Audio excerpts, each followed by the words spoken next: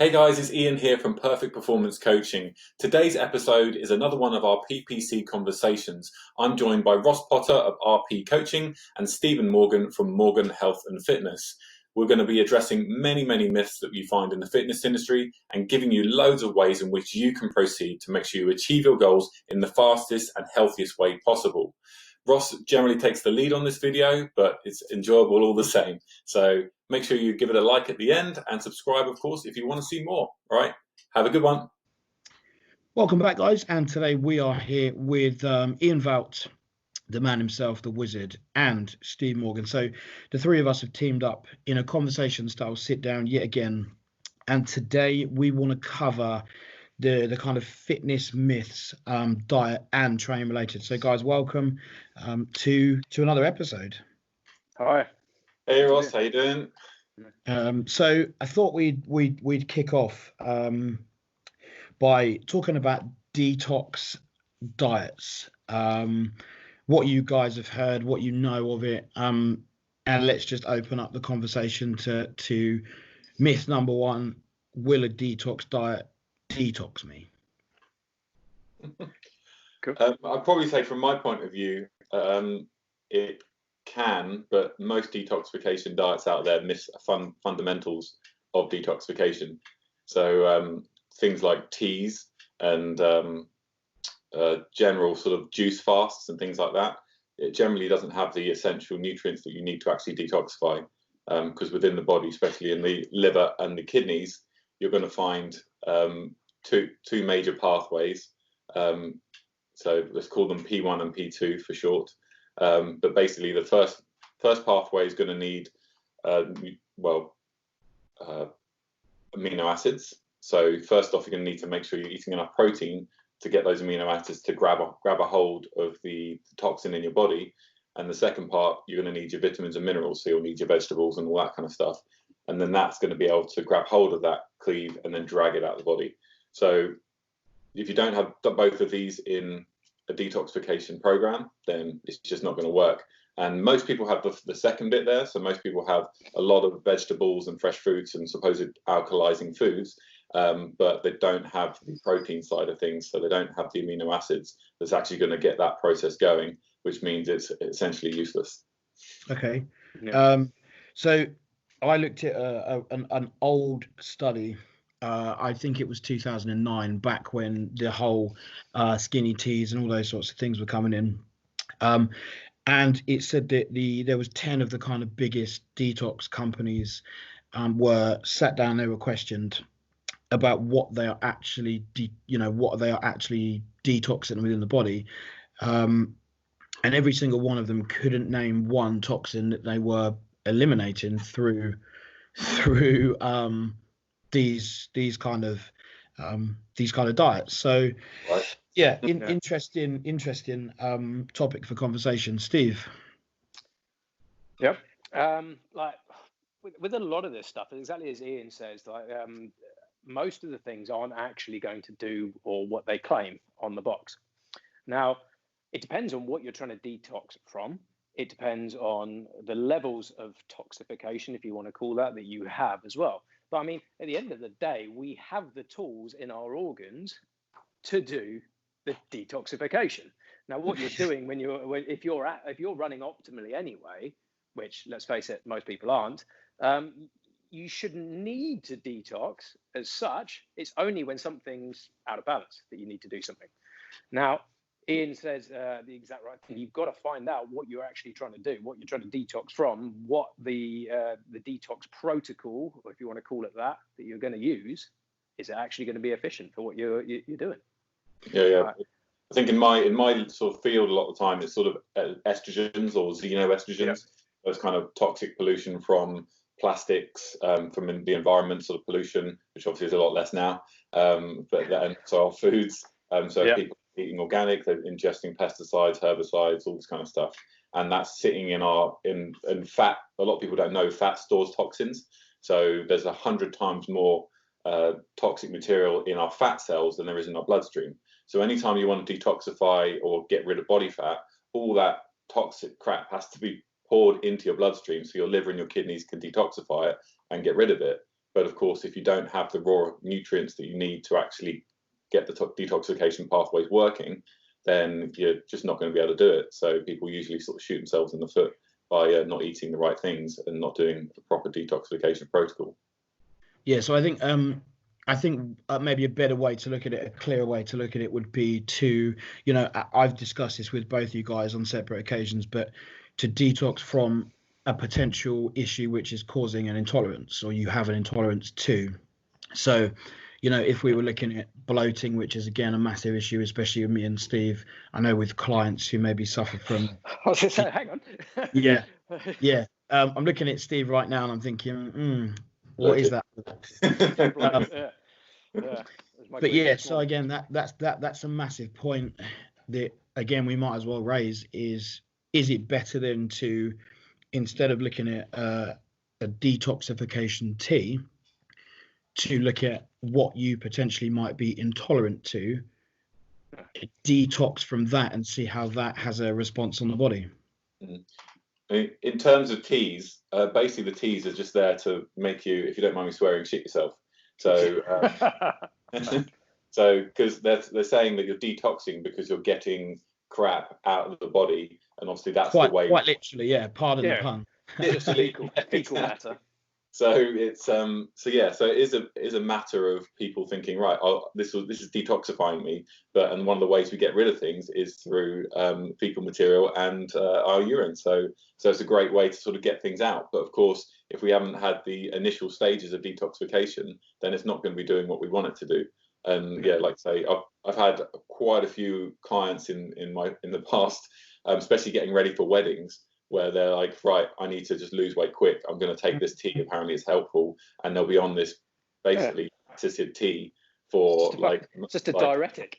Yeah, it is. Yeah. It's like, yeah, and the long-term effects of that, especially when you're having something that's basically a laxative, is you actually decrease your peristaltic rhythms in your bowel, which means after you come off it, you may not be able to go for like a week. So, and even after that, it can have a knock-on effect. And I've had clients in the past who have been addicted to laxatives for even a couple of years, and they just don't really have the rhythmic waves anymore to move things through their bowels, which of course then makes them even more toxic for the long term, and obviously leads to a lot of other issues. I think that leads quite nicely onto maybe the main reason as to why people would follow a detox is a rapid weight loss. So you've all heard it, you know, everybody's probably been through that stage at some point, seen the advert on TV, spoken to a mum in the playground. Oh, you know, I've dropped a stone in a week, or XYZ, whatever situation you want to put yourself in. And I think that is probably the biggest cause for concern when we look at, especially looking at detox, is that initial sheer rapid weight loss. But I think the lack of education from the public side is that the weight being lost is not fat. And there you go. I think that's the main point. Probably one of the biggest points of this podcast is that the weight that you have lost in the space of a 7-day period drinking your, let's call it poo tea. The new one, the new Ross Potter one coming out. Is not fat. It is not the fat that you have lost. So, yeah, expand on that? Yeah, Ian, you going? You can go for it if you've got. Okay, so yeah, first of all, that's probably my biggest hate in the industry is basically when people look at celebrities and go, oh, but they did this and they lost so much weight in blah, blah, blah, whatever time. First of all, you don't know anything that's going on. Their before, after photos, whatever could be manipulated, all this kind of stuff. But exactly as you say, that first week when they start their diet protocol, their detoxification, all they're losing is fucking water. So excuse my French. Basically, they are losing their diuretics, their flushing through their system. Yes, pulling out a load of water. They might have lost a pound, maybe a pound and a half of body fat if they've done some decent training and been in calorific deficit as well, which obviously they would be if they're doing a massive detox. Yep. So, but then they're advertising this. Oh, look at this! You can use this, and you'll get these results. And they're just setting themselves up for future failure. They're causing themselves the digestive issues. They are not enabling themselves to actually do something which is sustainable, to actually promote good fat loss, as in actually burn fat cells. So in the industry, I think we're constantly fighting that, just because people were advertising that this works, and falsely advertising that this works. Yeah, I think I have a sort of saying I usually use, which is whatever gets you the first sort of 20% of results won't get you the next 20% of results. And so to say to someone, here's the one thing I do that makes me look like this, and it's a celebrity or whatnot, it's like, it's just a load of BS. It's just not going to be actually work. And I think the dangerous thing then is, we've seen it with obviously completely different end of the spectrum, but competitors on a rebound when they've been in such a deficit that when they go back to trying to eat normally, we get a massive surplus and a really, really dangerous rebound, which is not just a case of putting on the 5-6 pounds that you lost in fluid, but then the mental stress which comes with gaining that extreme amount of weight. So you go from the extreme highs of losing 7 pounds and feeling like you can get into your jeans to 7 days, 14, 28 days later, gaining 7, 14, 28 pounds the opposite way, which in this climate with mental health, the way it is at the moment, is a seriously dangerous factor.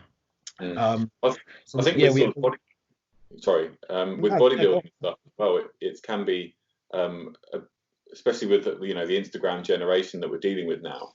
It's like, if almost bodybuilders, a lot of them you'll see online, they always look like they're in the greatest shape of their life. But I know many of them who are, in a great shape for like 2-3 weeks, and then they take thousands and thousands of photos, go to photo shoots, and then constantly post them over the next like year or so when they're completely out of shape. Coming from competing myself, this is something that a lot of those let's say general pop don't understand, is you're only that lean for the one day of the year. You're only, your whole year is based on one day. So yes, for the first 14, 16, 20, 28 weeks, whatever, you are leaning down, you are looking great. For at least 6 months of the year, you're probably looking pretty fluffy, pretty fat, and what people would consider, the norm. So yeah, interesting. Yeah, no, it's tough because of, like you say, in terms of mental health and stuff these days, people are looking for perfection all the time, and they can find it. Of course, all these doctor pictures, and are seeing, obviously at the moment, home workouts are a big thing, and you've got these guys who have been, bodybuilders, for the last 10 years and absolutely gigantic, and they're going on about, you don't have to have equipment at home, you can do this, and they're doing a bit of skipping and a few push-ups, and you're like, you do not look like that because you did a homework. Let's be serious. Well, Steve does. Yeah. Well, I'm very lucky that I've got the my own gym at the moment, so I'm able to continue using, which I'm sure obviously a lot of people are jealous of at this stage. But well, let's face it. Sorry, going back to the bodybuilding thing as well. Let's face it. Bodybuilding is, I would argue, if you want to call it a sport, the least unhealthy sport that there is. Maybe sumo wrestling. I might give you that as well. But at least they only eat rice. Yes, exactly. But things in bodybuilding can be done, and can be done healthier. You can still achieve, maybe not the extreme. So if you want to be the elite #1 person in the world, but you can achieve that similar or almost as lean by doing a healthier protocol, not all this bro science that has been done for the last 60, 70 years, whatever, that people are doing. Now, and then we're coming back to the mental health side of it as well. All these people, yes, they train, and I use this as my own analogy, as I use training as my makeup. Like, women put on makeup because they feel better about themselves when they go out, and they like to be seen with that. I train because I like to feel good, get the endorphins, And then if I manage to achieve anything that makes me look slightly better than I did before, that makes me a little bit more prouder to actually have that and kind of go out and be my makeup.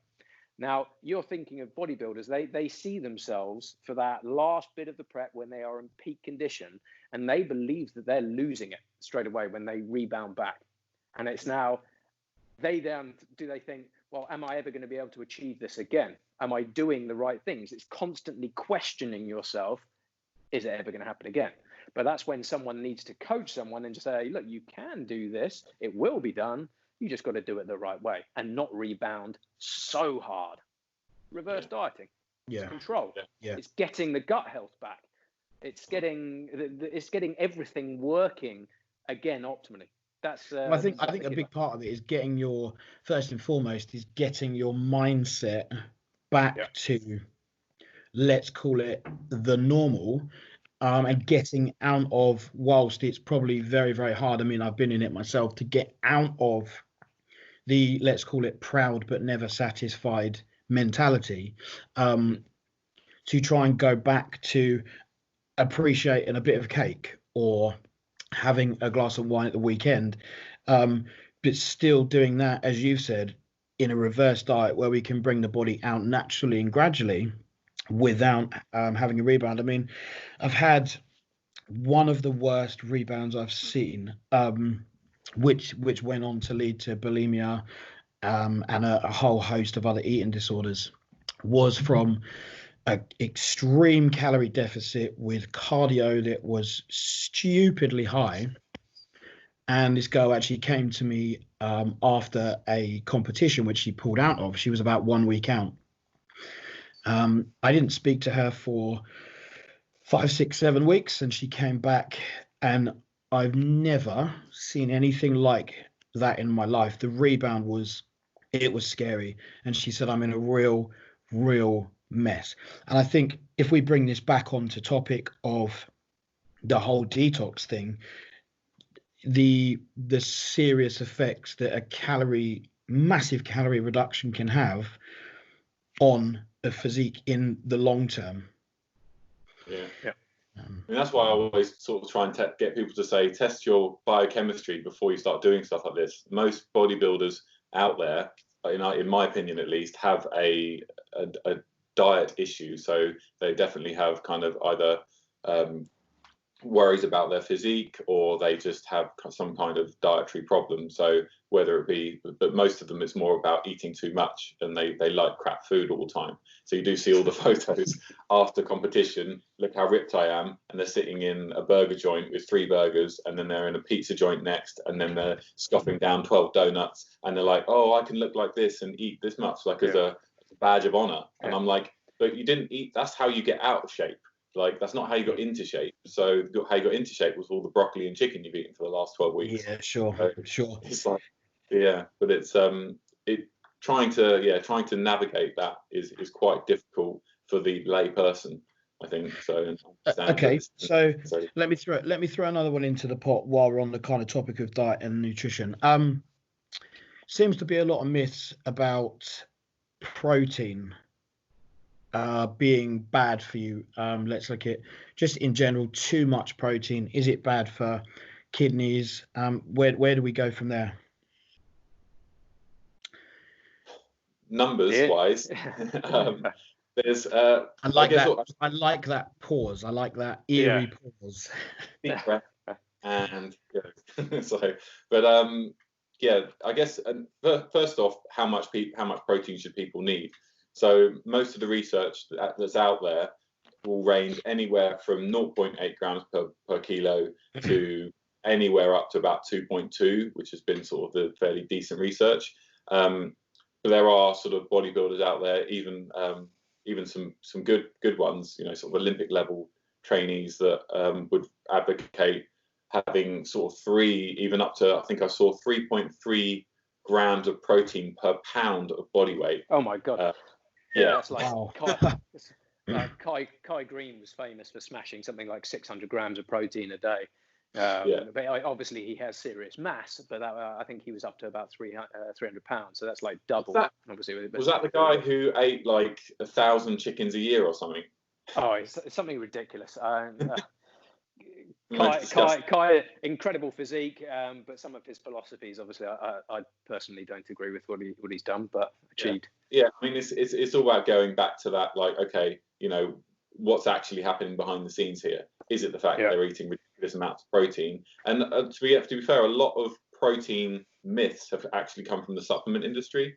So they kind of said, oh, you need to take at least 3 of our shakes a day to even meet 3.3 grams of protein per day, per pound per day. And it's just impossible. Like, if you look at it and you think, right, here's a chicken that's going to have, you know, or a chicken breast may have 25 grams of protein in there. Like, how many do you have to eat to have 3.3 grams for? While we're on that topic with protein shakes, I've been there, I've done it, and Ian, you have fixed me. You know exactly what I'm about to say, but I had a lot of health issues for probably a good 9-12 months because of massive protein intake, which at the time I wasn't aware of. Now, one thing I would say is if you're taking protein shakes, is please measure the actual scoop that your protein comes with. Because whilst most are underdosed, so while most would say, you know, it's a 25 gram serving, chances are you'll get 19 grams. The company I was using was the scoop was double the serving. So I had to have 50 grams in a shake, but I was having 2 scoops. So I was having 3 shakes a day. So that's 300 grams of protein. And I ran this for at least 6 to 12 months. And I went through all my intolerance tests. Ian, I had numerous blood tests with you, and I could not figure out why my health was so bad. My cough, my digestion, my stomach, I had a whole host of issues. And it turns out that something so simple had dramatic effects on my health. So there we go. Is too much protein bad for you? I'm saying it right here. Yes, it is. But can we look at figures and because obviously if we take a 88-year-old man with 12% muscle and we take a 26-year-old with 86% muscle, obviously there's going to be a different intake. So let's try and give the viewers a clearer understanding of that. Morgs, do you want to take that? Okay. Well, okay. So it's difficult to give exact figures. Now, the person that I actually follow in protein synthesis, like protocol, and the way that he does stuff and coaches is, I believe, one of the most foremost people of protein synthesis is a guy called Dr. Lane Norton. Now, he will advocate that even as a bodybuilder, as a world-class bodybuilder, you do not have to have as much protein as what most people would prescribe, because most people will do their body weight. So they'll weigh themselves and they'll go exactly as you just said, they'll apply a figure to that weight. Now, that's not taking into account any weight. Obviously, if you're not weighing your muscles. You need to weigh your muscles to know how much protein synthesis that you need, because you're taking into account organ weight, bone weight, everything else that you're then overeating that you don't actually need. And the pizza you had last night. The pizza I had last night, yes. Muscle food, mate, when it's all right. It's advertising that. But yeah, so I believe, I mean, off the top of my head, I can't apply an exact figure for anyone that you would actually 100% need to build a muscle. But where most people are taking in, let's say, 200 grams of protein, that's more often than not, more than they would actually need. I would probably say way more than they need, especially with females. Yeah, exactly. So, like, if they're shooting for that round figure, all you're doing is effectively making your digestive system, your kidneys, work harder to try and get rid of more stuff. So why tax yourself with something that you don't need? If you see what I mean. Yeah. No, exactly. That's what I always see is kind of people overeating protein, and then they're making their kidneys and their liver work harder, and usually they're dehydrated as well, which just makes the whole thing even worse. I like the fact you have just summed me up to a T, because every set of bloods I've had with Ian, kidneys stressed, liver stressed, and urea content high, dehydrated. Okay, but so just bring up what you were saying, Ross, about the scoops of protein. That happened to me yesterday. I weighed I'm using a new product, and I did the scoop, and it's supposed to be a 30-gram scoop per serving of this, and I did a flat scoop, and it was 34 grams straight away, but it tells you to do a heap scoop. So I would have been more at the 42 gram if I'd done that. So I have to weigh mine every time just because it's so inaccurate. Sorry, I think I'm right in saying that obviously an abundance of protein is converted to carbohydrate anyway within the body. It's a tough way, but yeah. I mean, that's a long cycle to do that. But if that was over a prolonged period of time, and you are going to be having an abundance of protein, if you are following a calorie controlled deficit, and let's say you were following keto style, again, it's going to have serious impacts on body composition, because even though your protein is supposed to be high, you're going to get into a whole host of issues as to why you're not losing weight. So I definitely tell people to sort of eat more on sort of every 5 days, pretty much. So they can sometimes, depending on where they are, but they can eat maybe a half more calories on that one day than they would do normally. So if they're having 2,000 calories a day, they'll eat 3,000 on that one day and then back down to 2,000, just to keep the body flexible, so it's not getting locked into any particular metabolic rate. So otherwise it can be a bit detrimental. But yeah, I mean, with protein, it's like it's been marked as this like be all and end all nutrient that all you need is protein and you can carry on. But believe me, some of the guys you go to in gyms and you can smell them from like 100 meters away. I'm not joking, because we had a 100-meter running track in the club I was in Baker Street in London, and you'd walk in the front door and you'd smell this like odor. And it wasn't BO, it was worse. But it's horrific. It's like as you walk down the gym, more and more and more, and it'd be like focused around this one guy who I don't know what his diet was, but it was bad. Like, and it would have been that out protein to the next level, to the max. Yeah. But I mean, going back to kind of sort of things that people can follow, I think one thing that seems to be true now is that as we get older, we actually need more protein. So the older generation are not getting enough protein in their diets, and so they actually lose muscle a lot quicker. And if they want to slow down that process of muscle loss, they need to make sure they're having adequate protein. And I'm probably saying 1 gram a day per kilo of body weight will be totally fine. But a lot of them don't get anywhere near that. So it's something that's really important for health purposes. Exactly. And they're tying to that as well, that most of them stop weight training, stop doing their sport, stop exercising. So they're never going to hold their muscle anyway. So they're on a vicious circle or a spiral coming down because they're not getting the protein. They're not getting the exercise to actually hold it. So, I mean, as an industry, obviously, we're promoting people to lift weights, especially women men and guys, but into that older age. Keep the muscle, prevent osteoporosis, along with good diet, and stay fit, stay healthy. It's one of the keys to longevity now is osteopenia, which is muscle loss. And they're linking it to all sorts of saying basically the more muscle mass you have, the likely you are to live a longer, and let's be key, better lives, because we don't want to live functional. We don't want to live longer in pain and be diseased or whatever. We want to live like vibrant lives, and to have that you need muscle, you need to be functional.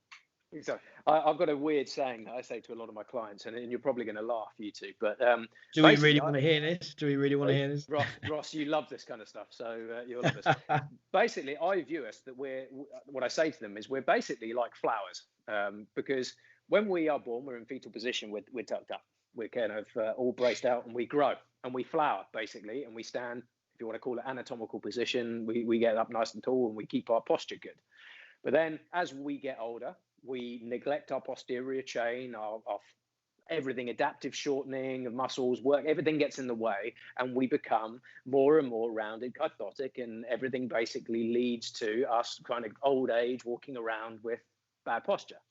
Now, as soon as you happen that, the muscles aren't working correctly, you're not in a good position, the posterior chain aren't firing and keeping you in that right position, you develop problems. So the amount of people that are, let's say, 70 plus years old, can't walk properly, starting to basically come forward, they develop the back problems, they get the hips, the knees, everything starts to go. Now, as I say, coming back to the flower, we start to, like a flower, wither and die.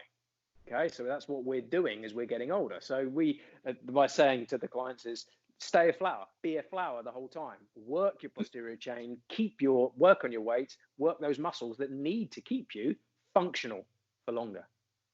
It's a bit of a random one. Not a bad analogy.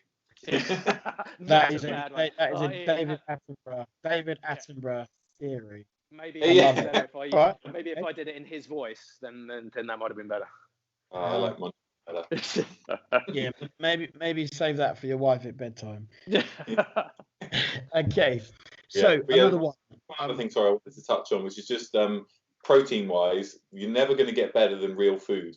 So I think a lot of, as we touched on, having 3 protein shakes today to get to these astronomical protein levels is not healthy. Like, if you want to see an processed unhealthy food, or not, well, processed food, a powder that tastes like fudge, chocolatey something or other, is definitely in the level. But of course, post workout is generally where protein shakes really come into their own. So being able to shut down, the breakdown of muscle and increase muscle synthesis is really important.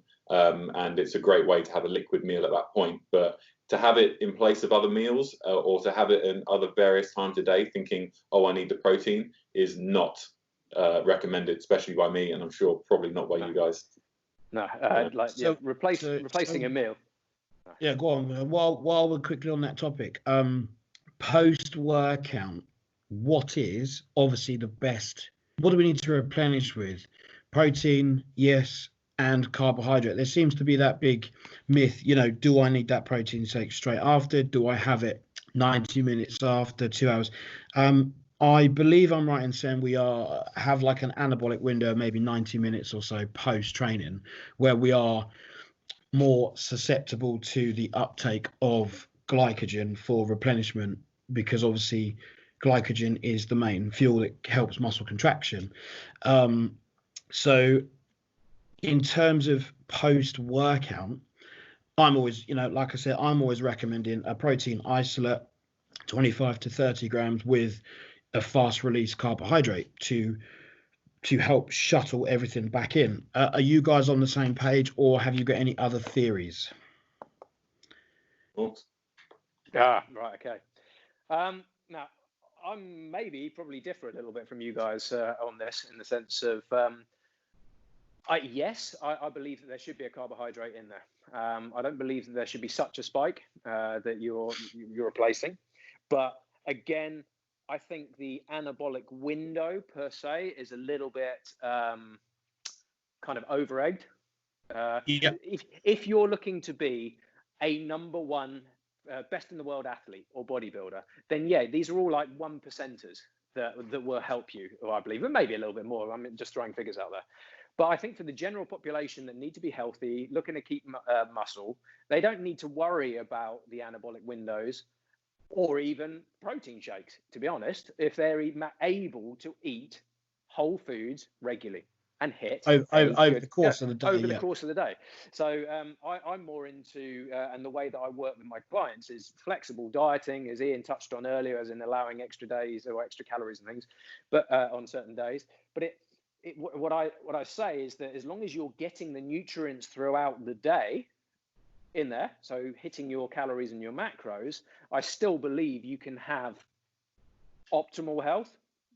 Saying that in a kind of a controlled manner, because I still believe you could be better if you do follow some protocols with things. But I'm just saying that you can eke out just like a 1 extra percent, 2 extra percent by doing that kind of anabolic window, getting something in quickly if you haven't got access to food quickly afterwards. I don't think that it's the be all and end all that the fitness stroke bodybuilding industry kind of pushes it on people.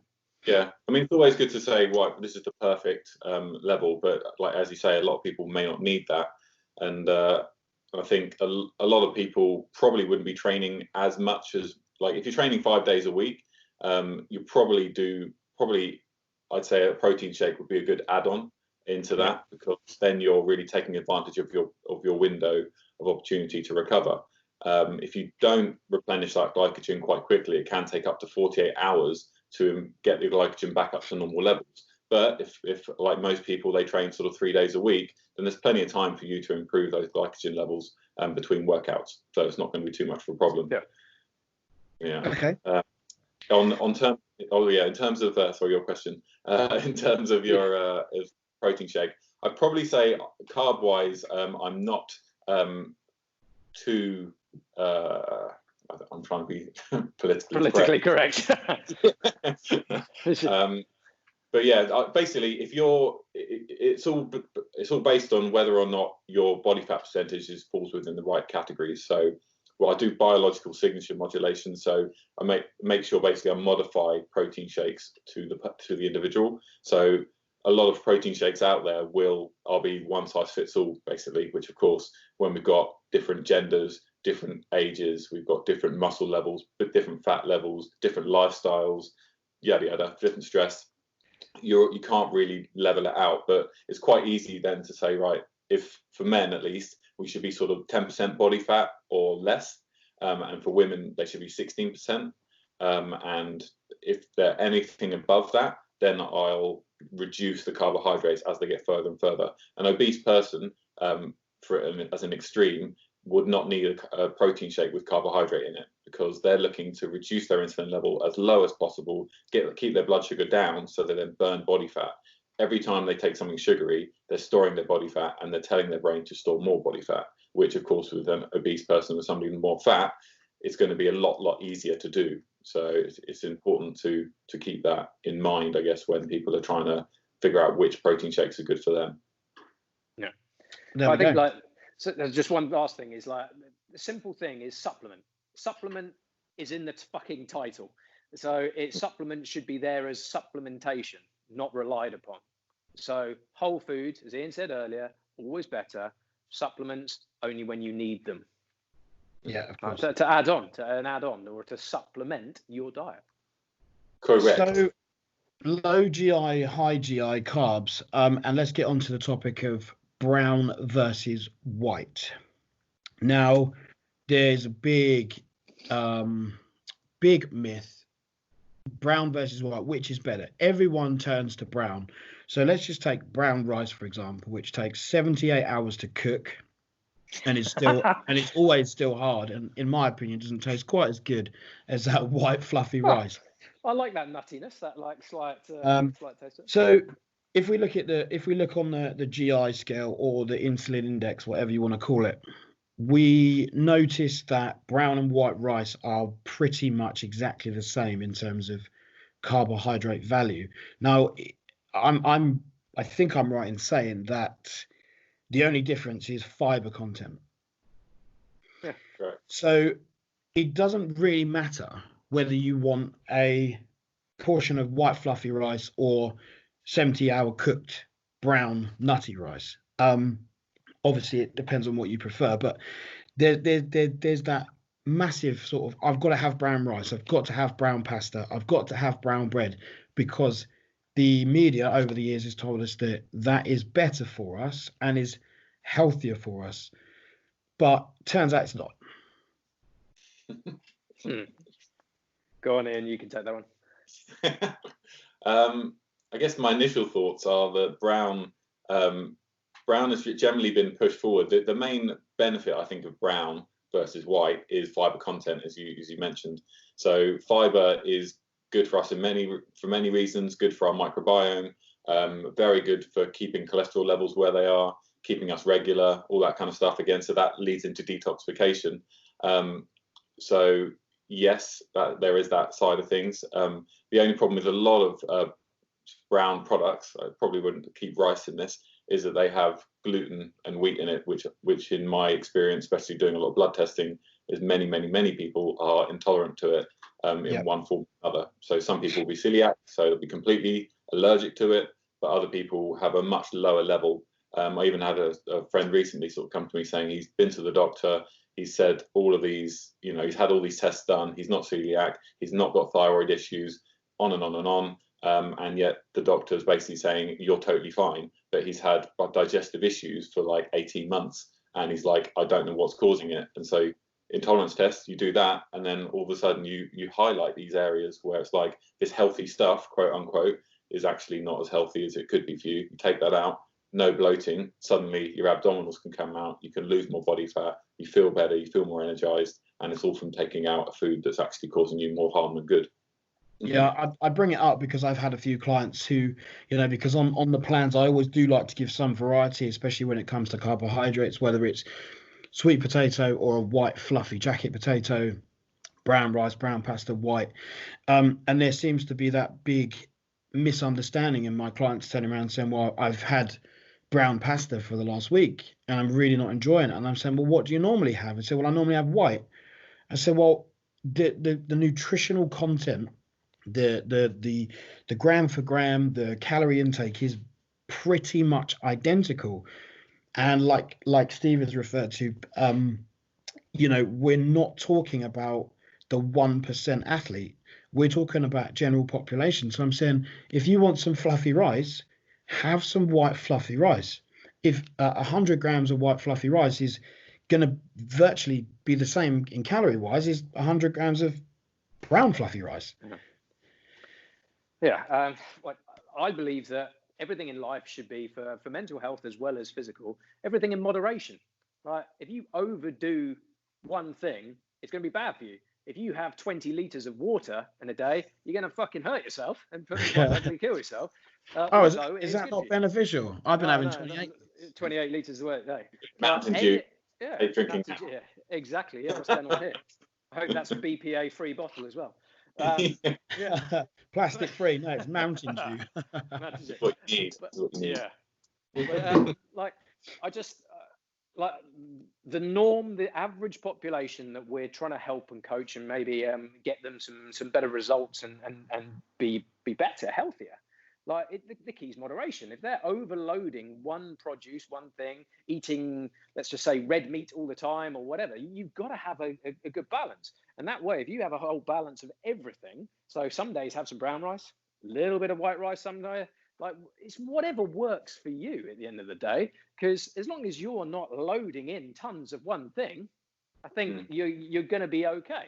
But if we're talking trying to get truly optimal results, then there are better things that you can do and things that you can cut out and take out the gluten, the lactose, whatever you are intolerant. And people will not realize that they're actually intolerant to a lot of other things that you wouldn't think you could be intolerant to. Like my personal case is I'm actually intolerant to onions.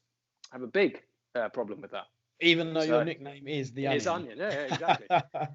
which is crazy. Do you have issues with garlic as well? Yes, yeah. So both of those. So I have to be careful. So both of those give me a bloat and real gas problems.